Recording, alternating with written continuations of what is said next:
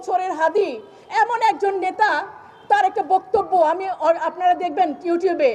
সে বলছে যে আমার সবগুলা, আমার দলের যারা, সবগুলাকে আমার সন্তান মনে হয়, বাচ্চার মতো মনে হয়।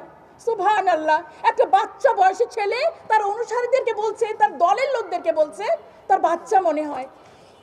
আমি আরো যদি বলি যে দেখেন, জুলাইয়ের পরেও যারা হচ্ছে মানে পথচ্যুত হয়ে গেছে, হ্যাঁ, কিন্তু তাদের সাথে তিনি বন্ধুত্ব করে রাখতে চেয়েছে। সে আফসোস করেছে, একসাথে হতে চেয়েছে। হ্যাঁ, একবার একটা ঘটনা আপনারা দেখেন, নির্বাচনী প্রচারণায় তার উপরে একটা ফ্ল্যাট থেকে ময়লা পানি ফেলা হয়েছে। সে উপরে তাকিয়ে বলছে ফেলেন, আর যতবার ময়লা পানি ফেলেন, কিন্তু আমরা কিন্তু ভোট চাই।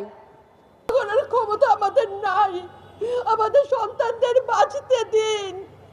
ইনসাফের বাংলাদেশ গায়েব হোক, আমরা আর সহ্য করতে পারি না। প্রশাসনের কাছে, সবার কাছে একটাই মাত্র অনুরোধ, আমাদের বাচ্চাদের বাঁচতে দিন, আমাদের ইনসাফের বাংলাদেশ দিন। কথা বলার শক্তি আমার নাই, আমার চোখ পড়ে আসছে। আমি দল বেঁধে হামলে পড়েও আমার বুকে, আমার রান থান চক্ষু কলিজা আজ সব তোমাদের গনিমতের মাল।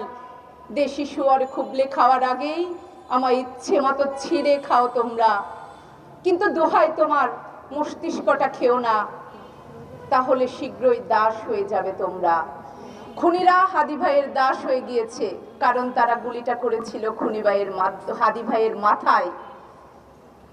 তারা আজন্ম দাস হয়ে থাকবে, কিন্তু আমরা যারা জীবিত আছি, আল্লাহর কসম করে বলছি, আমরা হাদি ভাইয়ের আদর্শকে আমাদের বুকে ধারণ করব, লালন করব। যারা বারবার আধিপত্যের কথা বলে আমাদের দেশকে অস্থিতিশীল করতে চায়, আমরা তাদের দাঁত ভাঙা জবাব দিব। আমাদের জীবন যদি চলেও যায়, আমরা সে ভয় আর করব